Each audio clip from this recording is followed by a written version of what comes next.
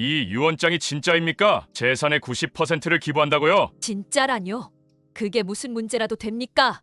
회장님, 그럼 제게 거짓말하신 겁니까? 결혼할 때는 그런 말씀 없으셨잖아요. 내가 당신에게 모든 재산을 주겠다고 약속한 적이 있어요? 그러면 왜 저와 결혼하셨어요? 왜 하필 저였냐고요? 마침 당신 같은 사람이 필요했을 뿐 큰 의미는 없어요. 그러니까 저를 이용하신 거군요. 12년간 성실하게 일했는데 이제 와서 이런 식으로. 이용이요? 당신은 그저 실험 대상이었을 뿐입니다. 돈에 눈먼 사람이 어디까지 갈 수 있는지 보고 싶었어요. 실험 대상이요? 오늘 이야기는 40대 성실한 요양원 매니저한테 청혼한 70대 재벌 회장에 관한 이야기입니다. 도대체 이 둘에게는 무슨 일이 있었던 건지, 그리고 무심코 맺어진 계약 같은 결혼이 어떻게 두 사람의 삶을 완전히 뒤바꾸었는지 영화 같은 실제 이야기를 들려드립니다. 과연 이 둘 사이에는 무슨 일이 있었던 걸까요? 이 이야기가 궁금하시다면 무료 구독과 좋아요 부탁드립니다.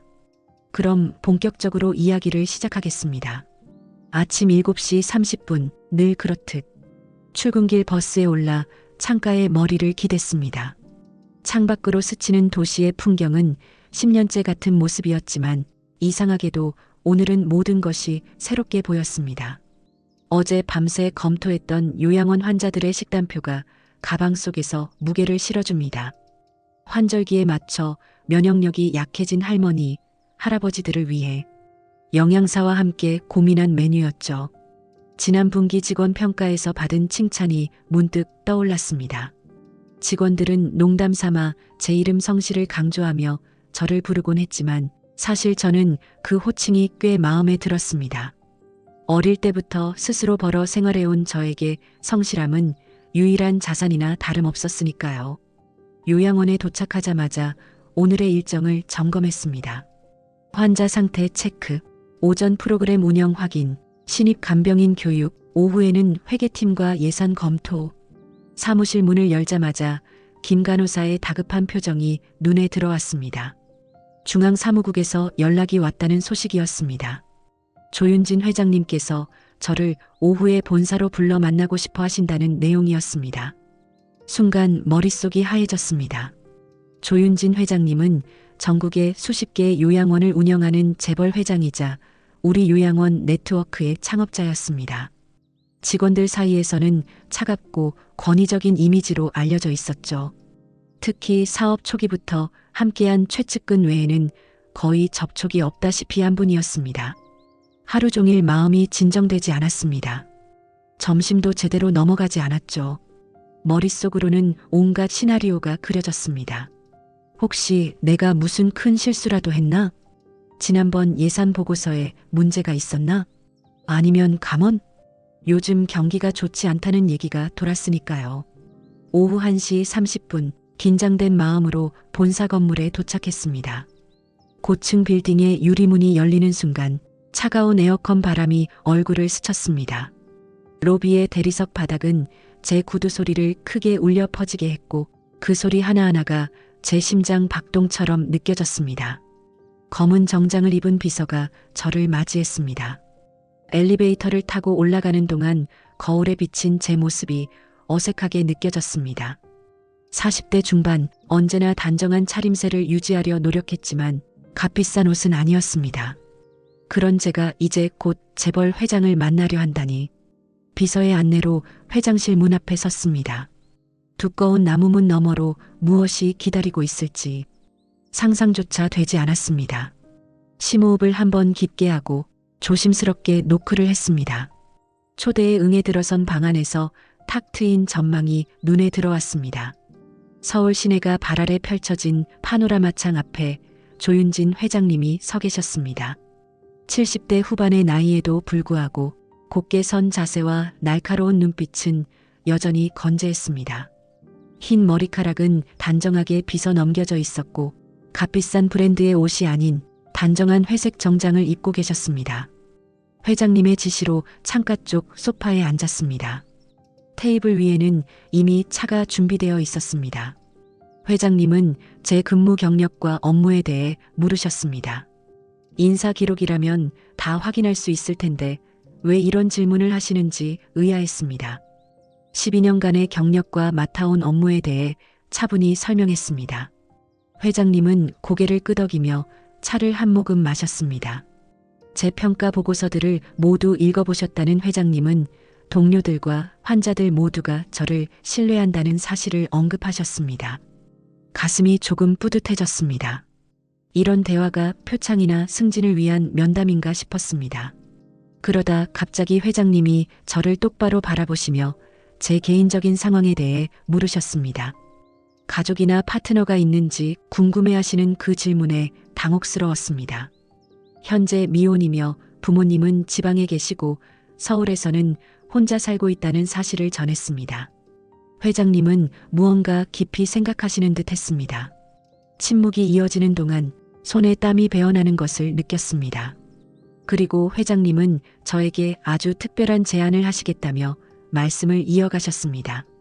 그 순간만큼 시간이 천천히 흐르는 것 같았던 적은 없었습니다. 회장님의 표정은 진지했고 제 심장은 마구 뛰고 있었습니다.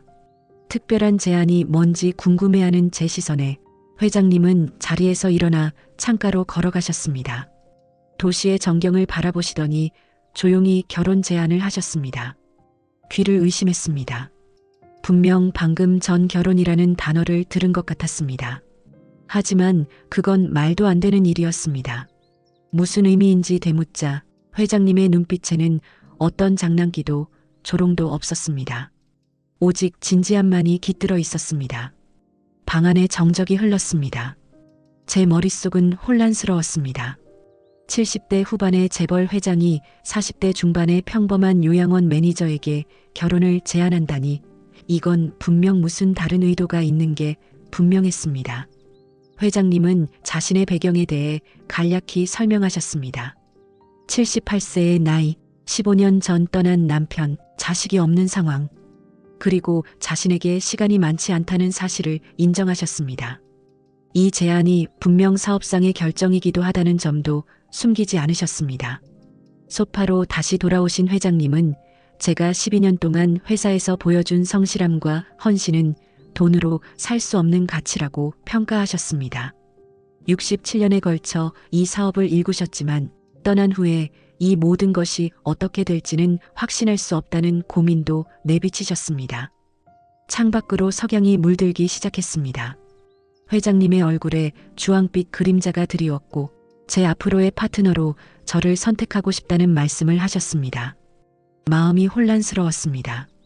한편으로는 이게 정말 현실인지 의심스러웠고 다른 한편으로는 회장님의 재산이 얼마나 될지 생각하게 되었습니다.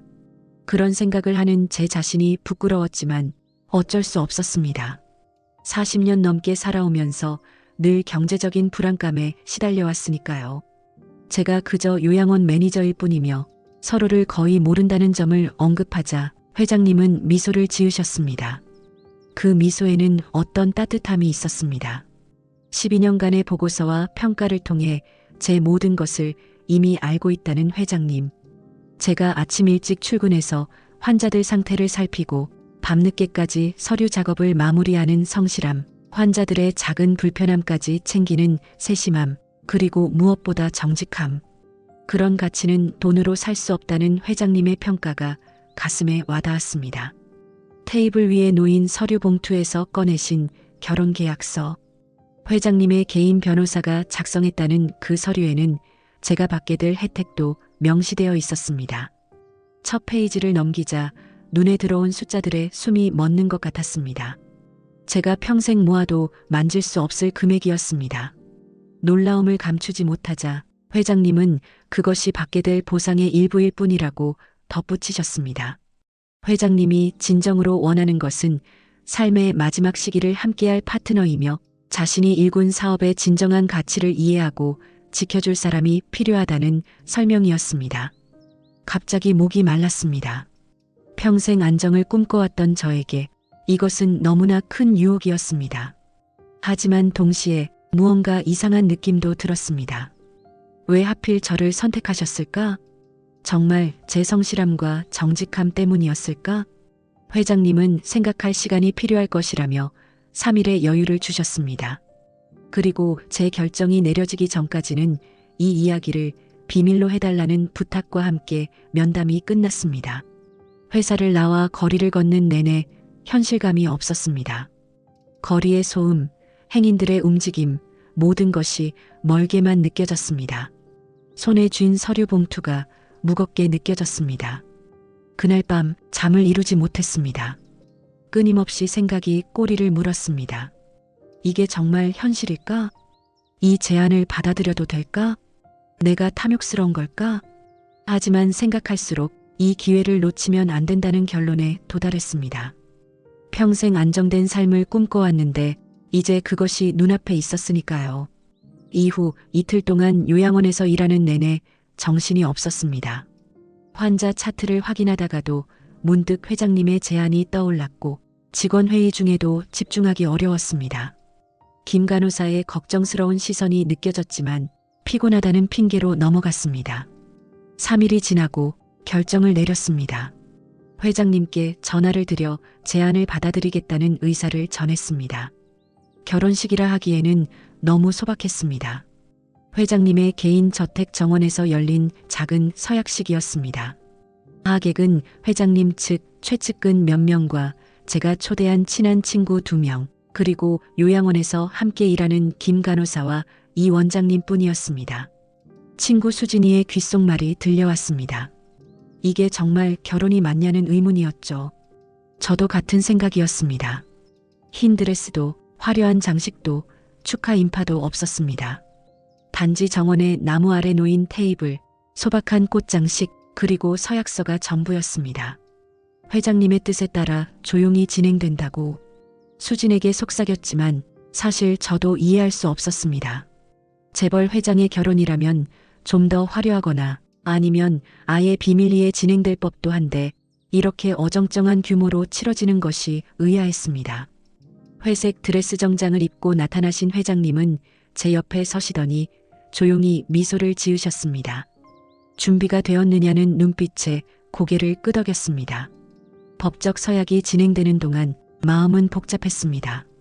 한편으로는 이제 곧 재벌가의 일원이 된다는 기대감과 설렘이 있었고, 다른 한편으로는 내가 지금 무슨 짓을 하고 있는 거지?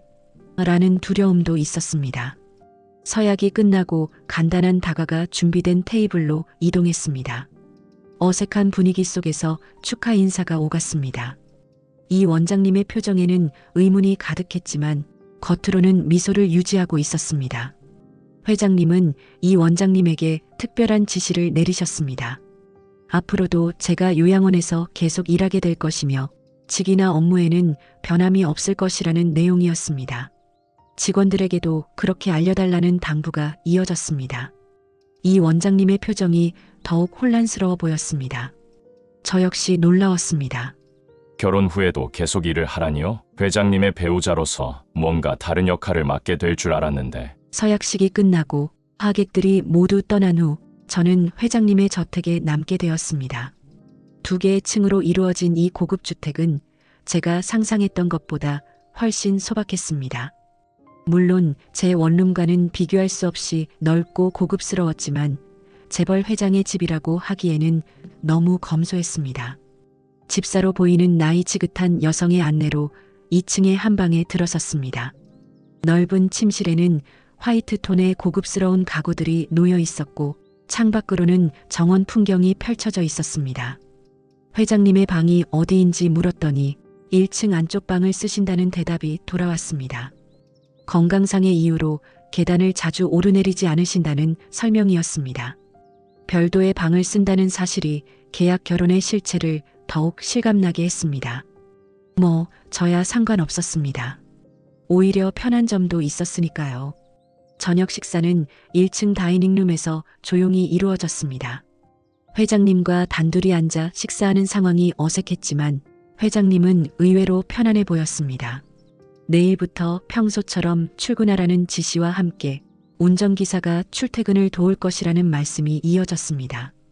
정말 제가 계속 일하길 원하시는지, 앞으로 어떻게 되는 것인지 궁금했습니다. 회장님의 시선이 저를 향했고 앞으로 달라질 게 뭐 있냐고 반문하는 듯한 눈빛이 느껴졌습니다. 그리고 이 결혼은 형식적인 것만은 아니지만 제가 불편하지 않도록 최대한 배려하겠다는 회장님의 의지가 전해졌습니다. 제 일상과 일을 소중히 여기시며 그것까지 빼앗을 생각은 없다는 뜻이었습니다.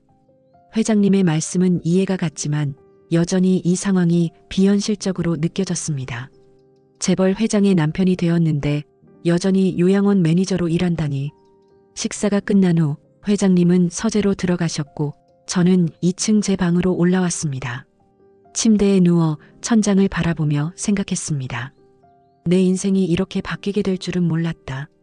이제 나는 조윤진 회장의 남편, 그리고 언젠가는 그 재산의 상속자가 될 사람이구나. 그 생각에 미소가 지어졌습니다. 하지만 동시에 불안감도 밀려왔습니다. 이 모든 것이 너무 쉽게, 너무 갑작스럽게 이루어진 것 같아 마음 한구석이 불편했습니다. 회장님의 진짜 의도는 무엇일까? 그리고 나는 이 상황에서 어떤 역할을 해야 하는 걸까? 잠들기 전 창문을 열어 바깥 공기를 마시며 생각했습니다. 이제 내 인생은 완전히 달라질 거야. 이 기회를 잘 활용해야 해. 내가 평생 바라왔던 경제적 안정, 그것이 이제 내 손 안에 있으니까. 결혼한 지 3일째 되는 날이었습니다. 아침 일찍 일어나 출근 준비를 하고 있었습니다. 여전히 낯선 이 큰 집에서의 생활이 어색했지만 점차 적응해가고 있었습니다. 회장님과는 거의 마주치지 않았고 마주치더라도 간단한 인사만 나눌 뿐이었습니다. 마치 한 지붕 아래 사는 남남 같았죠. 아침 식사를 준비하던 가정부 김 여사가 알려주었습니다. 회장님께서 오늘은 외부 일정이 있으셔서 늦게 돌아오신다는 내용이었습니다. 식사를 마치고 현관으로 나가려는데 김 여사의 또 다른 말이 들려왔습니다. 회장님께서 책상 위에 놓아둔 서류를 확인해달라고 하셨다는 것과 오늘 오후에 변호사 선생님이 오실 거라는 내용이었습니다. 변호사라는 단어에 궁금증이 솟아올랐습니다.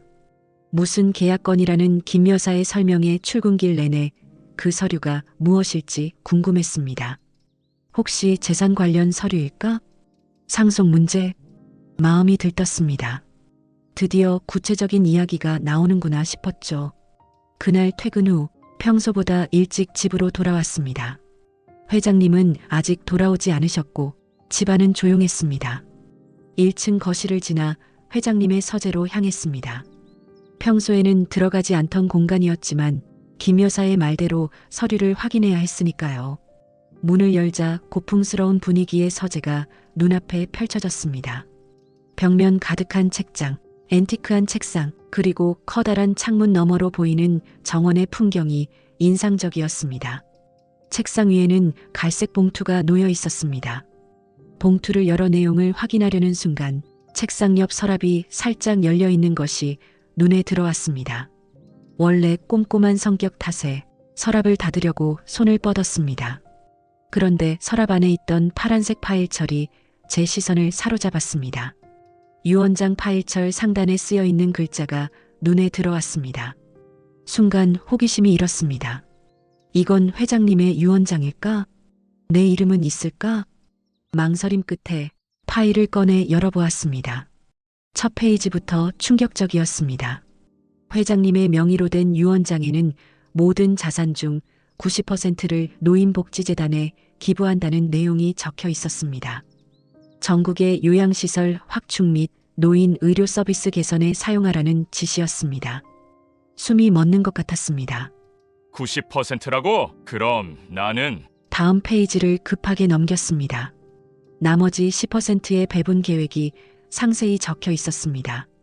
5%는 오랜 시간 함께한 직원들에게 공평하게 분배하며 3%는 명시된 각종 장학재단에 기부하고 남은 2%만이 법적 배우자에게 상속된다는 내용이었습니다. 2%, 겨우 2%라고? 손이 떨려왔습니다. 전체 재산의 2%라니. 물론 적은 금액은 아니겠지만 제가 기대했던 것과는 너무나 달랐습니다. 게다가 90%나 기부한다고? 이게 무슨 의미인지 곧바로 이해가 되었습니다. 회장님은 처음부터 저에게 재산을 물려줄 생각이 없었던 겁니다.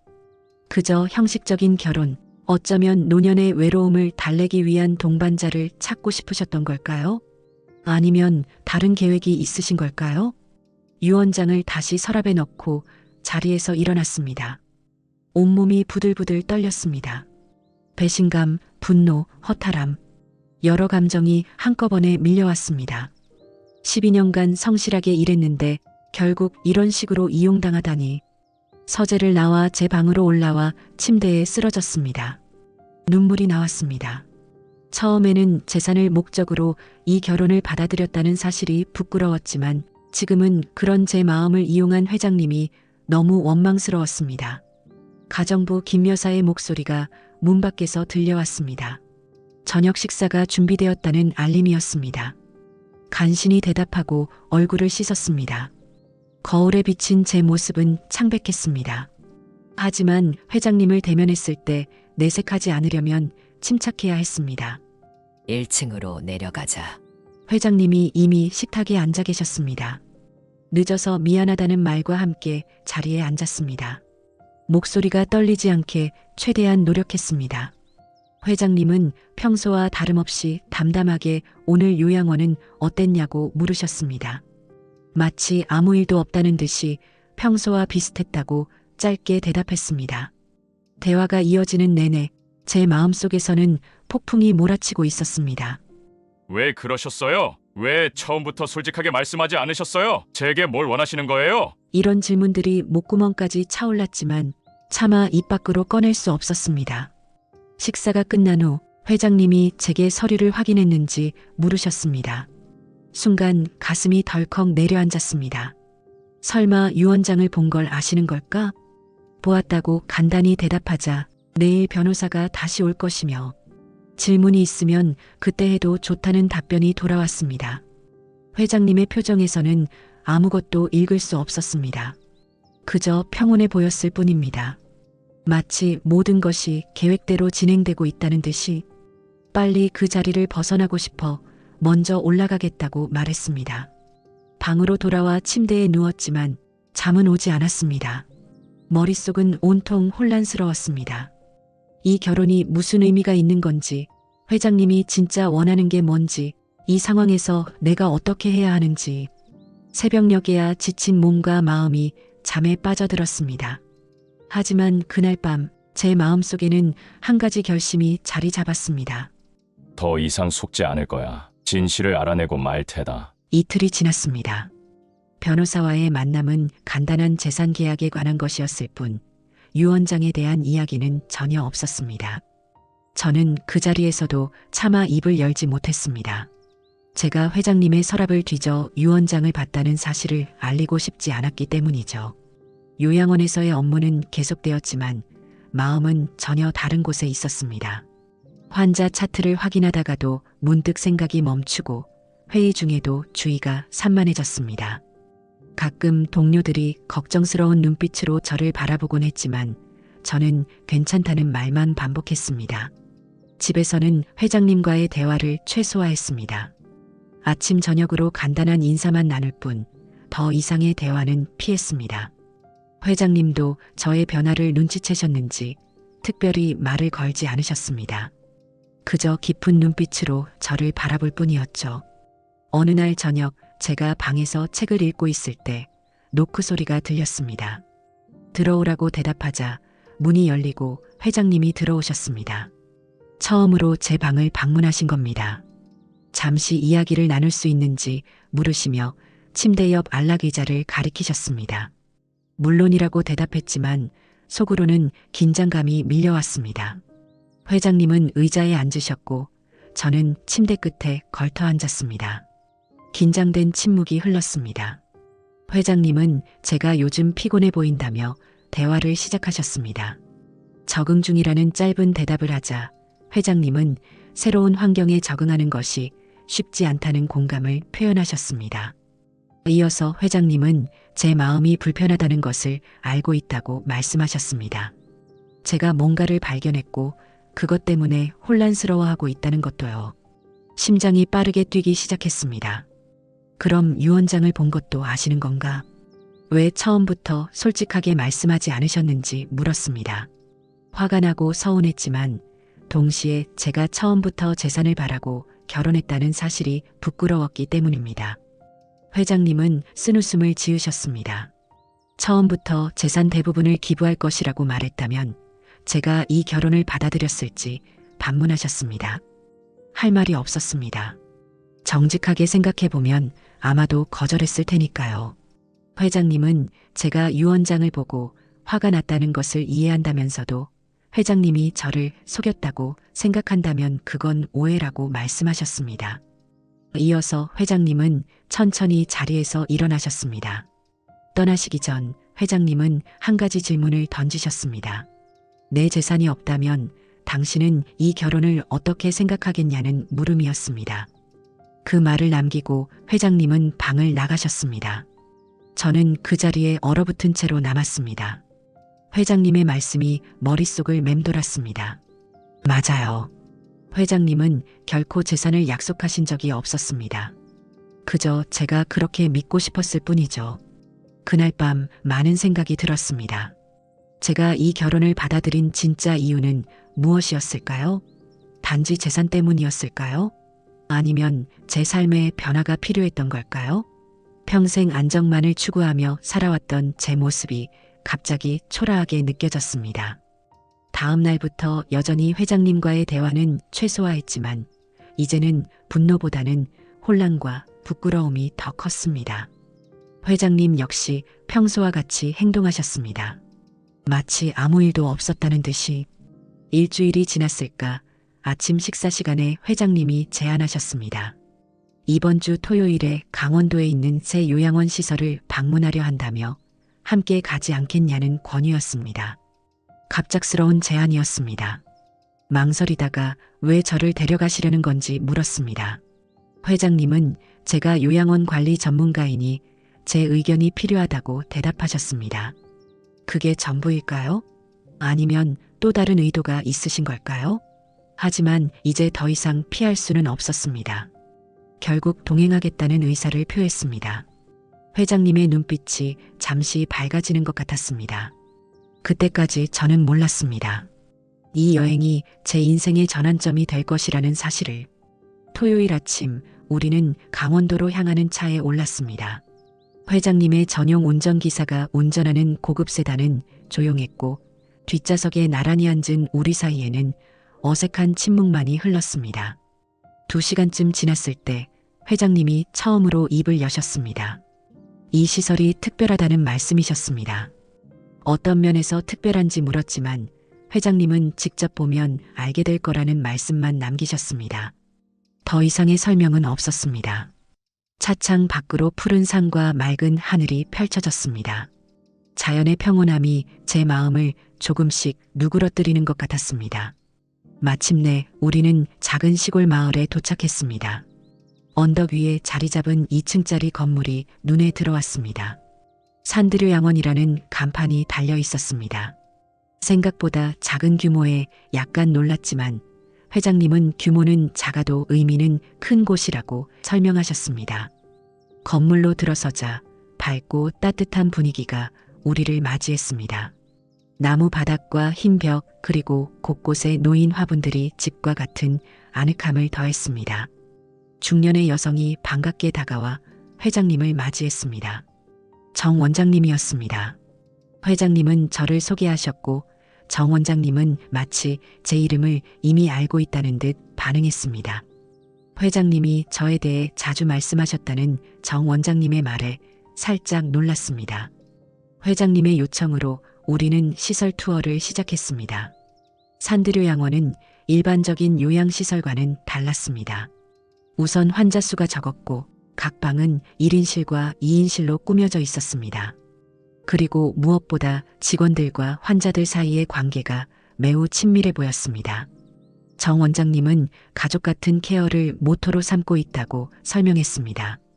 단순히 의료와 돌봄 서비스를 제공하는 것을 넘어 어르신들의 정서적 건강과 존엄성을 최우선으로 생각한다는 철학이었습니다. 시설을 둘러보는 동안 회장님은 대부분 조용히 뒤에서 따라오셨습니다. 하지만 환자분들을 만날 때마다 따뜻한 미소로 인사하시고 이름을 부르며 안부를 물으셨습니다. 한 할머니에게는 약속드린 책을 전해드리기도 하셨습니다. 할머니의 얼굴에 환한 미소가 번졌습니다. 그 광경을 보며 의아했습니다. 차갑고 권위적이라고만 생각했던 회장님의 또 다른 모습이었습니다. 점심시간이 되자 우리는 환자분들과 함께 식당에서 식사를 했습니다. 자연스럽게 저는 휠체어를 타신 한 할아버지 옆에 앉게 되었습니다. 박상철 할아버지였습니다. 여기 온 지 6개월 되셨다는 할아버지는 식사를 하시는데 약간의 어려움을 겪고 계셨습니다. 손이 떨려서 숟가락을 제대로 드시기 어려웠던 거죠. 자연스럽게 제가 도와드렸습니다. 할아버지는 고마움을 표현하시며 나이 들어 남의 도움을 받는 것이 미안하고 그렇다고 말씀하셨습니다. 그 말씀에 가슴이 아려왔습니다. 할아버지를 안심시켜드리며 우리 모두 언젠가는 도움이 필요한 날이 온다고 위로해드렸습니다. 식사를 마친 후 할아버지의 휠체어를 밀어드리며 방으로 모셔다 드렸습니다. 방에 들어서자 벽에 걸린 흑백 사진들이 눈에 들어왔습니다. 할아버지의 젊은 시절 사진이었습니다. 40년 동안 교직에 계셨다는 할아버지. 사진 속에는 학생들에게 둘러싸인 젊은 할아버지의 모습이 담겨 있었습니다. 웃음 짓는 표정이 참 따뜻해 보였습니다. 학생들을 많이 사랑하셨던 것 같다고 말씀드리자 할아버지는 그것이 인생의 전부였다고 회상하셨습니다. 그러면서 지금은 자신을 기억하는 제자가 몇이나 있을지 쓸쓸히 물으셨습니다. 가끔 꿈에서 교실에 있는 자신의 모습을 보지만 깨고 나면 움직이지도 못하는 몸뚱이만 남았다는 말씀에 가슴이 찡했습니다. 할아버지의 손을 잡아드리며 선생님으로서의 삶이 정말 행복하셨는지 물었습니다. 할아버지는 물론이라며 돈은 많이 못 벌었어도 가르친 아이들이 성장하는 모습을 본 것만으로도 충분했다고 대답하셨습니다. 그것이 자신의 인생 가치였다는 말씀이었습니다. 그 순간 무언가가 제 마음을 스쳤습니다. 인생의 가치. 방을 나와 복도를 걷는데 회장님이 다가오셨습니다. 박 선생님과 좋은 대화를 나누었는지 물으셨고 저는 정말 좋은 분이라고 대답했습니다. 회장님은 박 선생님이 이 지역에서 유명한 교사였다고 설명하셨습니다.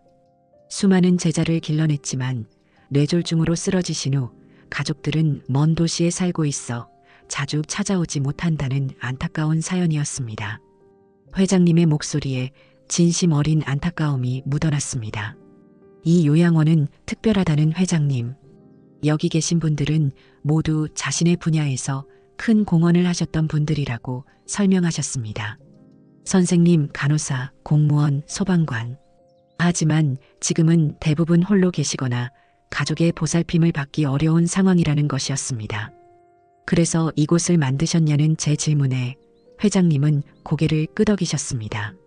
이분들이 존엄하게 여생을 보내실 수 있도록 그들의 가치가 잊히지 않도록 하기 위해서라는 대답이었습니다. 회장님의 말씀을 들으며 제 마음속에 뭔가가 조금씩 변하고 있다는 것을 느꼈습니다. 이전에는 단지 요양원 사업이라고만 생각했던 것이 이제는 사람의 가치를 지키는 일로 보이기 시작했습니다.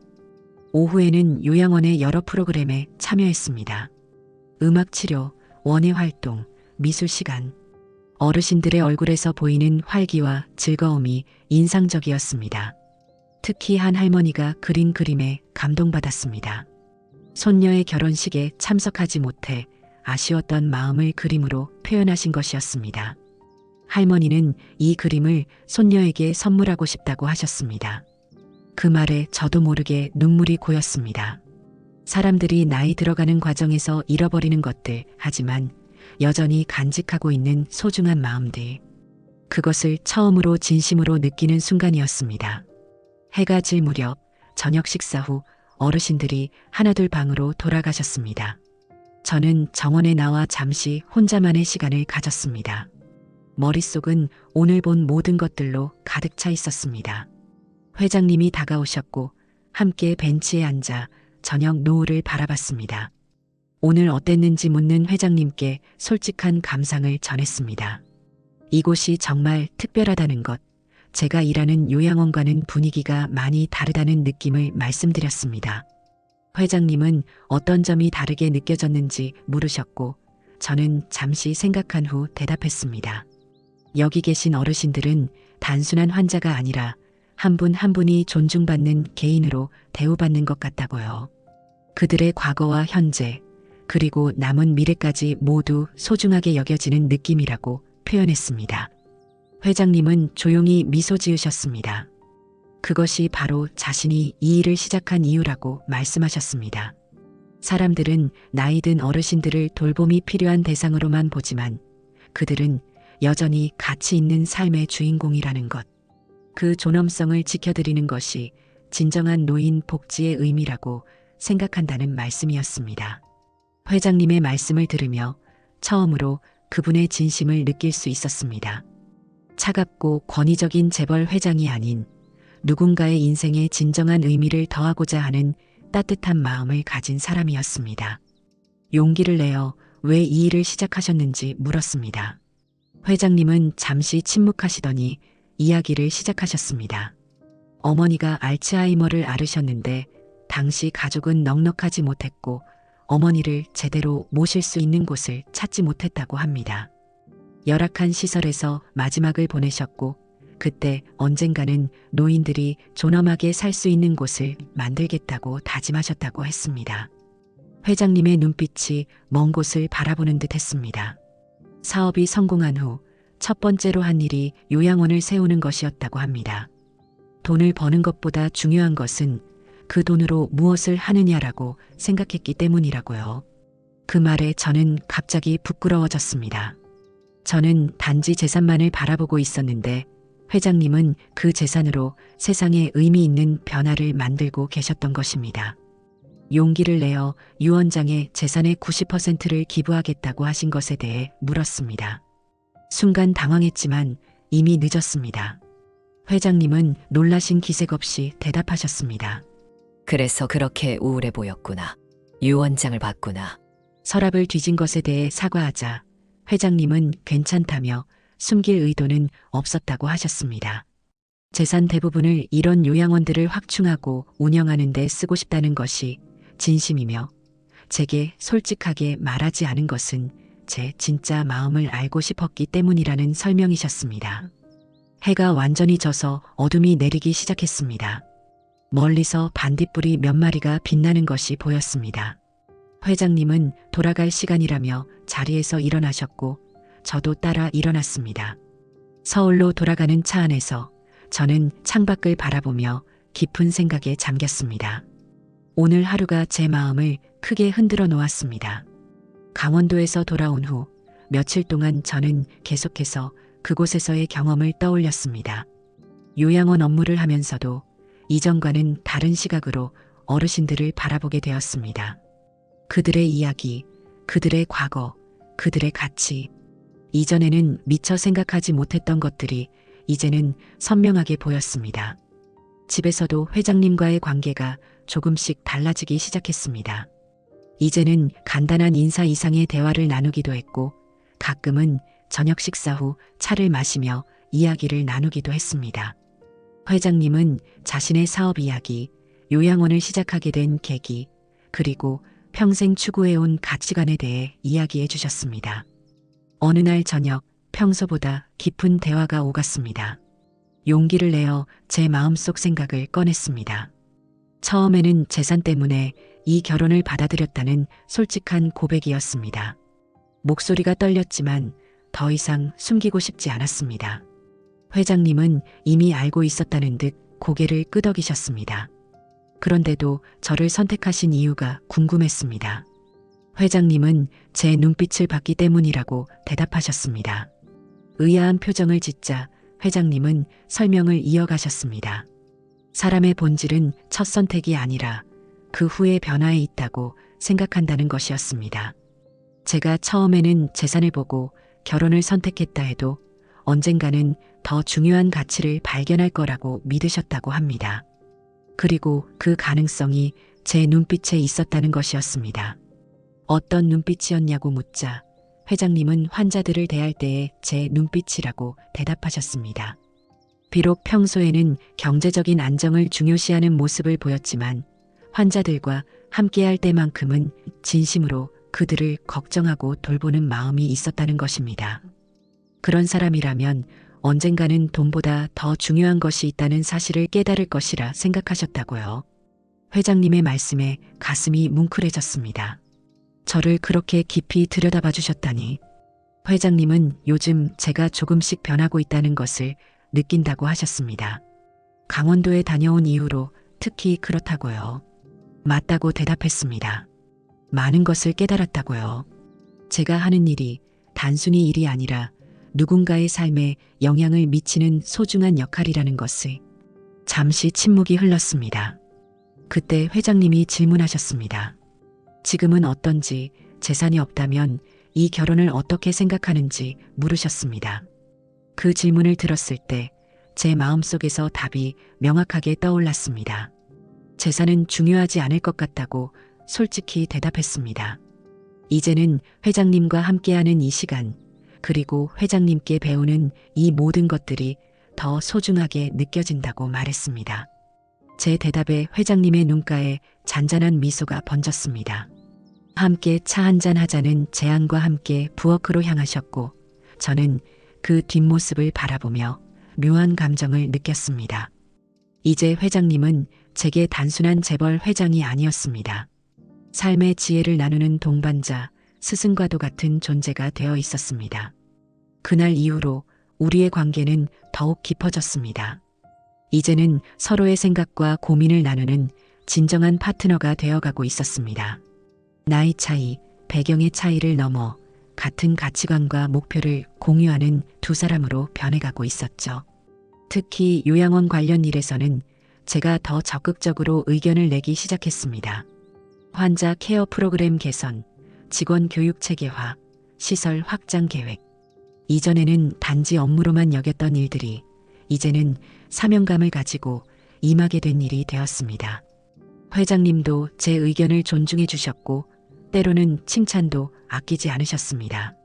제 시각이 신선하다며 회장님이 미처 생각하지 못했던 부분이라고 인정해 주셨습니다.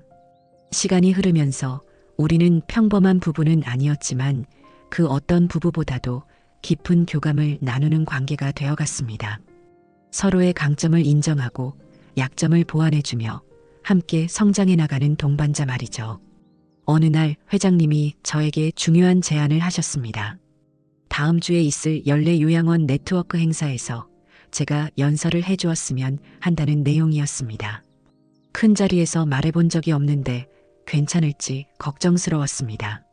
하지만 회장님은 제 이야기가 많은 사람들에게 영감을 줄 수 있을 거라 생각한다며 특히 요양원에서 일하는 직원들에게 도움이 될 것이라고 격려해 주셨습니다. 어떤 이야기를 하면 좋을지 물었더니 제 변화에 대해 이야기해 보라는 조언을 해주셨습니다. 처음에는 단지 일로 시작했지만 어떻게 사명으로 변화했는지, 그리고 그 과정에서 깨달은 돌봄의 진정한 의미에 대해서요. 회장님의 제안을 받아들이기로 했습니다. 연설문을 준비하는 동안 제 삶을 돌아보게 되었습니다. 어릴 때부터 경제적 어려움을 겪으며 자란 저에게 안정은 최우선 가치였습니다. 그것이 제가 12년간 한 직장에 머물며 성실하게 일했던 이유였고 또한 회장님의 결혼 제안을 받아들인 이유이기도 했죠. 하지만 이제는 그것만이 전부가 아니라는 것을 알게 되었습니다. 누군가의 삶에 긍정적인 변화를 가져오는 일, 그것이야말로 진정한 가치였습니다. 그리고 그 깨달음은 제 삶을 완전히 바꿔놓았습니다. 연설을 준비하면서 저는 처음으로 우리 결혼의 진정한 의미를 이해하게 되었습니다. 이것은 단순한 계약이 아니었습니다. 서로에게 배우고 성장하는 여정, 함께 더 나은 세상을 만들어가는 동반자 관계였습니다. 그리고 그 깨달음은 제 마음에 깊은 평화를 가져다 주었습니다. 행사 당일 서울 시내의 대형 호텔 연회장은 전국 각지에서 모인 요양원 관계자들로 가득 찼습니다. 400명 가까운 인원이 참석한 대규모 행사였습니다. 무대 위에서 내려다보니 익숙한 얼굴들도 보였습니다. 우리 요양원의 이 원장님, 김 간호사.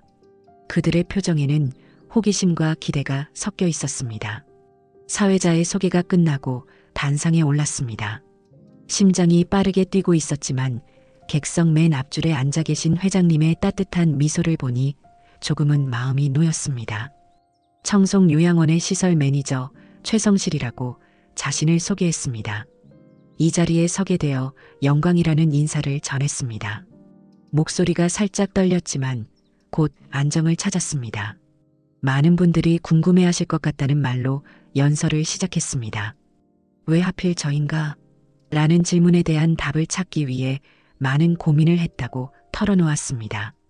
12년 동안 요양원에서 일해왔다는 설명과 함께 처음에는 단지 일자리로 시작했다는 솔직한 고백을 이어갔습니다. 요양원은 그저 안정적인 수입을 제공하는 직장에 불과했다는 것이죠. 하지만 최근 몇 개월 동안 인생에 큰 변화가 있었다는 이야기를 전했습니다. 그 과정에서 비로소 깨달았다고 말했습니다. 우리가 하는 일이 단순한 직업이 아니라 누군가의 인생에 깊이 관여하는 소중한 소명이라는 것을요. 이어서 강원도 산들요양원에서의 경험, 특히 박 할아버지와의 만남을 이야기했습니다. 40년간 교직에 몸담았던 분이 자신의 가치를 잊지 않고 살아가는 모습, 그리고 그런 분들의 존엄성을 지키는 일의 중요성에 대해 설명했습니다. 어르신들은 단지 돌봄의 대상이 아니라는 강조했습니다. 그들은 풍부한 경험과 지혜를 가진 우리 사회의 소중한 구성원이라는 것이죠. 우리의 역할은 단순히 그들을 보살피는 것이 아니라 그들의 가치와 존엄을 지켜드리는 것이라고 말했습니다. 청중들 중 몇몇은 고개를 끄덕이며 공감의 표시를 보였습니다. 이런 깨달음을 얻게 된 것은 전적으로 조윤진 회장님 덕분이라고 감사의 마음을 전했습니다. 그리고 한 가지 고백할 것이 있다며 말을 이어갔습니다. 사실 저는 최근에 조윤진 회장님과 결혼했다는 사실을 밝혔습니다. 순간 객석에서 놀라움의 탄성이 터져 나왔습니다. 제 결혼 소식은 아직 공식적으로 알려지지 않았기 때문입니다. 더 솔직하게 말씀드리자면 처음에는 회장님의 재산만 보고 그 제안을 받아들였다는 고백을 이어갔습니다. 더 큰 놀라움의 반응이 있었지만 계속해서 이야기를 이어갔습니다. 시간이 지나면서 무언가 더 중요한 것을 발견했다고 말했습니다. 회장님이 평생 추구해온 가치, 사람들의 삶에 긍정적인 변화를 만들어내는 일의 중요성. 그것이야말로 진정한 불안은 깨달음을 얻었다는 내용이었습니다. 객석을 둘러보며 말을 이어갔습니다. 우리가 하는 일은 그 어떤 직업보다 가치 있다고 강조했습니다. 사람들의 가장 취약한 순간에 함께하며 그들의 존엄성을 지켜주는 역할을 한다는 것. 이것은 단순한 일이 아니라 특권이자 책임이라는 메시지였습니다. 말을 마치자 객석에서 박수가 터져 나왔습니다. 차츰 사람들이 일어나 기립박수를 보내기 시작했습니다. 회장님의 눈에는 자랑스러움과 감동이 어려 있었습니다. 단상에서 내려와 회장님 옆에 서자 회장님이 일어나셨습니다. 제 용기 있는 고백에 감사하다는 말씀과 함께 회장님도 한 가지 발표할 것이 있다고 하셨습니다. 회장님은 잠시 저를 바라보시더니 다시 청중을 향해 말씀하셨습니다. 오늘부터 제가 요양원 네트워크의 공동대표가 된다는 발표였습니다. 앞으로 회장님과 함께 이 사업을 이끌어 나갈 것이라는 내용이었습니다. 이번에는 제가 놀라움을 감추지 못했습니다. 이런 발표가 있을 거라는 이야기는 듣지 못했거든요. 이어서 회장님은 자신의 재산 상당 부분이 요양원 확충과 노인 복지 향상을 위한 재단에 기부될 예정이라는 계획을 밝히셨습니다. 그리고 그 재단을 이끌어갈 책임자로 저를 지명한다고 하셨습니다. 이 일의 진정한 가치를 이해하는 사람이라 믿기 때문이라는 이유였습니다. 객석에서 다시 한번 박수가 쏟아졌습니다. 회장님은 제 손을 잡고 함께 인사를 했습니다. 그 순간 깨달았습니다. 회장님이 원하셨던 것은 단순한 상속자가 아니었습니다. 그분의 비전과 가치를 이해하고 이어갈 파트너였던 것입니다. 행사가 끝난 후 많은 사람들이 축하와 격려의 말을 건넸습니다. 특히 우리 요양원 직원들은 놀라움과 함께 진심 어린 축하를 전해주었습니다. 김 간호사는 이제 대표님이라 불러야 하냐며 농담 섞인 축하를 건넸습니다. 하지만 저는 여전히 전과 같은 사람이며 그냥 매니저님이라고 불러달라고 부탁했습니다. 호텔을 나와 차에 오를 때 회장님이 물으셨습니다. 너무 갑작스러웠냐며 미리 말해주지 못해 미안하다는 염려 섞인 질문이었습니다. 놀랐지만 기뻤다고 대답했습니다. 다만 제가 그 역할을 잘 해낼 수 있을지 걱정된다고 솔직히 털어놓았습니다. 회장님은 걱정하지 말라며 제가 충분히 준비되어 있다고 격려해 주셨습니다. 무엇보다 제가 이 일의 진정한 의미를 알게 되었으니 잘 해낼 수 있을 거라는 믿음을 전해주셨습니다. 집으로 가는 길 창밖으로 서울의 밤 풍경이 흘러갔습니다. 불과 몇 개월 전만 해도 이런 변화가 있을 거라고는 상상도 못했습니다. 재벌 회장의 배우자가 되어 편안한 생활을 기대했던 제가 이제는 거대한 책임을 떠안게 된 것입니다. 하지만 이상하게도 두렵지 않았습니다. 오히려 설렘과 기대감이 가득했습니다. 그날 밤 저는 오랜만에 마음의 평화를 느끼며 깊은 잠에 들었습니다. 공동대표로 일을 시작한 지 3개월이 지났습니다. 처음에는 많은 어려움이 있었습니다. 오랜 시간 회장님과 함께 일해온 임원들 중 일부는 제가 갑자기 높은 자리에 오른 것에 의구심을 품기도 했고, 요양원 현장에서는 제 역할 변화에 적응하느라 혼란스러워하는 직원들도 있었습니다. 하지만 회장님의 든든한 지지와 제 나름의 성실함으로 점차 상황은 안정되어 갔습니다. 특히 현장 경험을 바탕으로 한 제 의견들이 실질적인 개선으로 이어지면서 직원들의 신뢰도 조금씩 쌓여갔습니다. 임원회의에서 환자 중심 케어 시스템을 더욱 강화하고 싶다는 의견을 제시했습니다. 매 환자마다 담당 케어 매니저를 지정하고 그들의 개인 히스토리와 선호도를 철저히 반영한 맞춤형 케어 플랜을 개발하는 아이디어였습니다. 회장님은 만족스러운 표정으로 고개를 끄덕이셨습니다. 추가 비용이 발생하겠지만 환자들의 만족도와 삶의 질을 높이는데 분명 도움이 될 것이라는 지지를 보내주셨습니다. 이렇게 회장님과 저는 서로의 관점을 존중하며 조화롭게 일을 이끌어갔습니다. 회장님은 주로 큰 그림과 전략적 방향을 제시하셨고, 저는 현장의 목소리를 반영한 실질적인 개선 방안을 제안했습니다. 하지만 4개월째 되던 날 예상치 못한 소식이 들려왔습니다. 회장님이 갑자기 쓰러지신 것입니다. 비서의 다급한 전화를 받고 즉시 병원으로 달려갔습니다. 의사의 설명에 따르면 회장님은 뇌출혈로 쓰러지셨다고 했습니다. 다행히 빠른 조치로 생명에는 지장이 없지만 회복에는 시간이 필요하다고 했습니다. 중환자실 앞에서 밤을 새우며 기도했습니다. 이제야 깨닫게 되었습니다. 회장님은 제게 단순한 사업 파트너가 아니었습니다. 인생의 스승이자 진정한 동반자였습니다. 그분이 계시지 않는 세상은 상상할 수도 없었습니다. 다음 날 회장님의 상태가 안정되어 잠시 면회가 허락되었습니다. 산소 마스크를 쓰고 누워 계신 회장님의 모습은 평소의 강인한 이미지와는 너무나 달랐습니다. 손을 잡자 회장님이 희미하게 눈을 뜨셨습니다. 걱정 말라는 눈빛과 함께 자신이 이런 일로 쓰러질 만큼 약하지 않다는 의지가 느껴졌습니다. 빨리 회복하셔야 한다고, 아직 제가 배울 것이 너무 많다고 말씀드렸습니다. 목이 메어 말을 잇기 어려웠습니다. 회장님은 미소를 지으시며 살짝 손을 쥐어주셨습니다.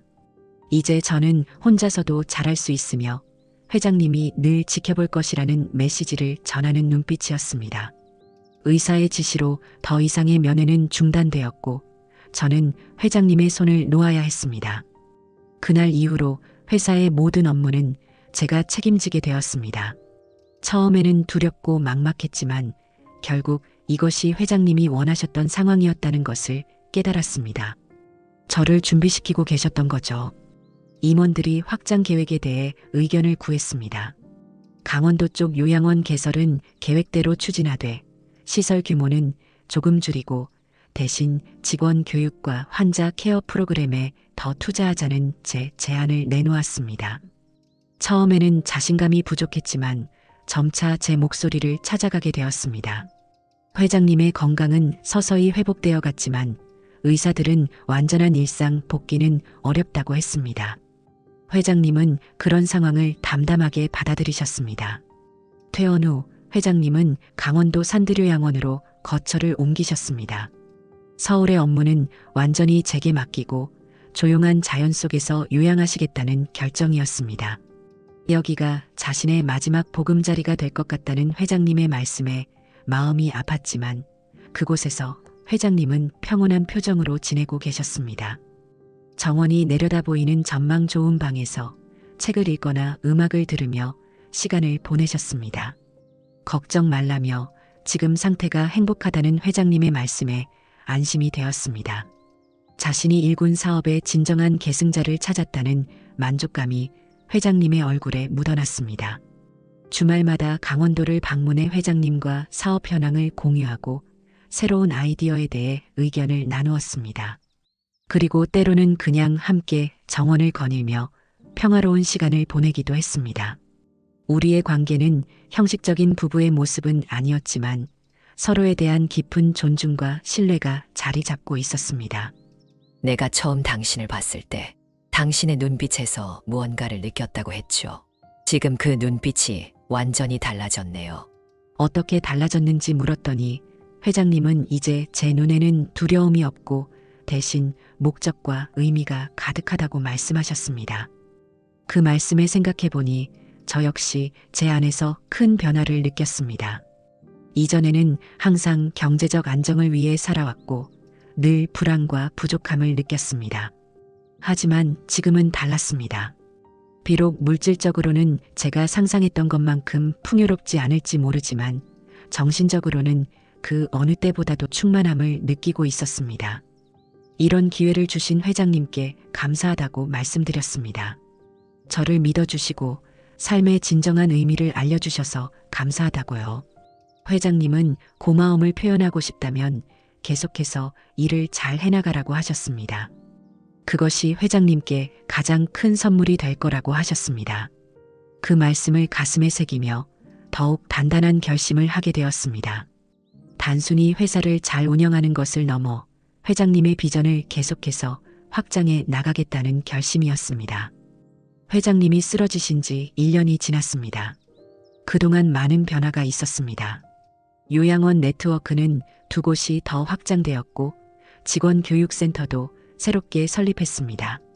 무엇보다 환자 만족도가 크게 향상되었고 우리 요양원은 최고의 노인 케어 시설로 업계에서 인정받게 되었습니다. 그리고 오늘은 특별한 날이었습니다. 회장님의 제안으로 노인 돌봄 교육재단이 공식 출범하는 날이었습니다. 이 재단은 회장님의 재산 중 상당 부분을 기부받아 설립되었으며 노인 케어 전문가를 양성하고 관련 연구를 지원하는 것을 목표로 했습니다. 출범식이 열리는 강당은 많은 인파로 가득 찼습니다. 업계 관계자들, 정부 인사들, 그리고 우리 직원들까지 모두가 이 뜻깊은 자리에 함께했습니다. 단상에 서서 인사를 전했습니다. 첫 번째 줄에는 휠체어를 타고 앉아 계신 회장님이 계셨습니다. 건강이 많이 회복되셨지만 여전히 완전한 거동은 어려우셨습니다. 하지만 눈빛만큼은 여전히 반짝이고 있었습니다. 1년 전 제가 이 자리에서 인생의 변화에 대해 이야기했던 것을 언급했습니다. 경제적 안정만을 추구하던 사람이 어떻게 돌봄의 진정한 가치를 깨닫게 되었는지에 대한 내용이었죠. 이후로 많은 일들이 있었고 때로는 어렵고 힘든 순간도 있었지만 단 한 번도 후회한 적은 없다고 말했습니다.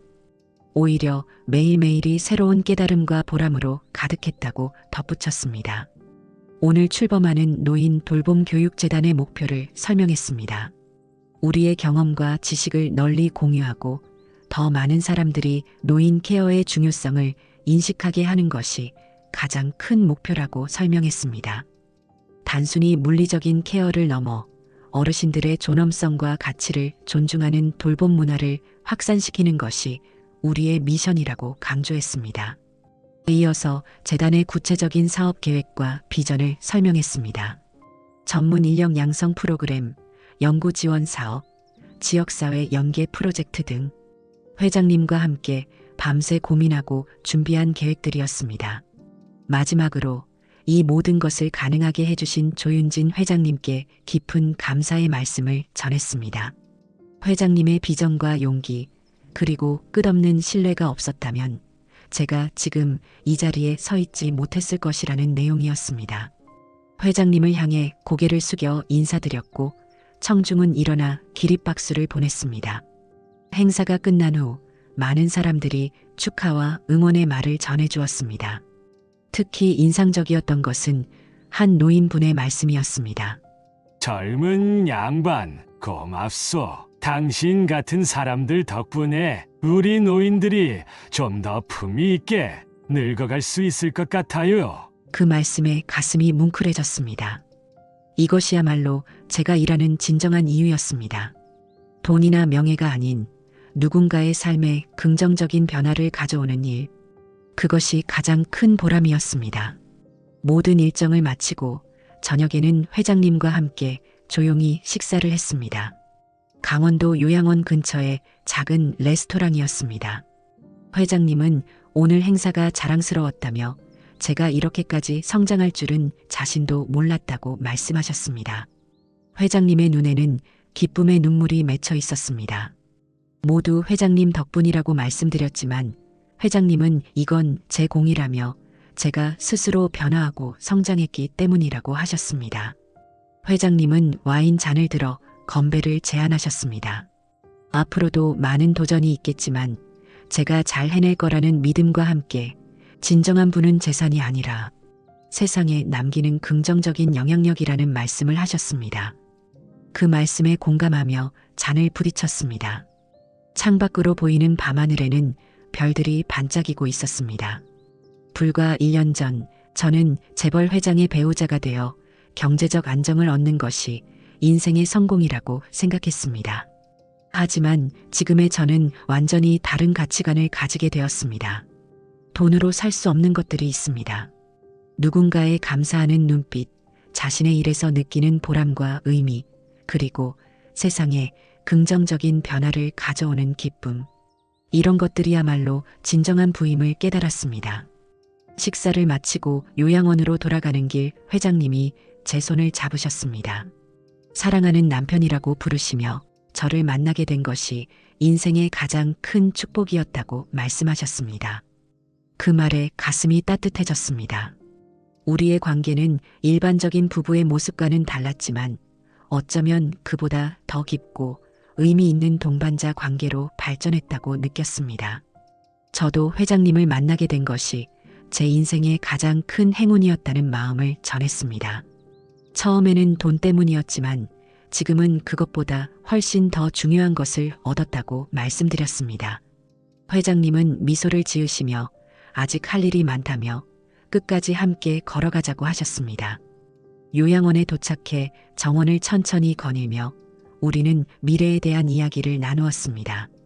더 많은 요양원을 세우고 더 많은 전문가를 양성하고 더 많은 사람들에게 돌봄의 가치를 알리는 이야기. 그 모든 계획 속에서 저는 진정한 행복을 느꼈습니다. 이것이 바로 인간다운 삶의 의미가 아닐까요? 서로에게 진심으로 기여하고 나누는 것. 물질적인 부는 인생을 해결해 주기보다 어떻게 쓰느냐에 따라 사람을 성장시키거나 망가뜨리는 도구일 뿐입니다. 저는 이제 새로운 인생을 시작했습니다. 돈보다 더 소중한 가치를 추구하는 인생을. 그리고 이 여정에 회장님이라는 든든한 동반자가 함께하고 있다는 사실이 가장 큰 행복입니다. 여러분, 오늘 이야기는 여기까지입니다. 사람을 돌보는 진정한 가치를 찾아서 라는 주제로 최성실 매니저의 변화와 성장을 들려드렸습니다.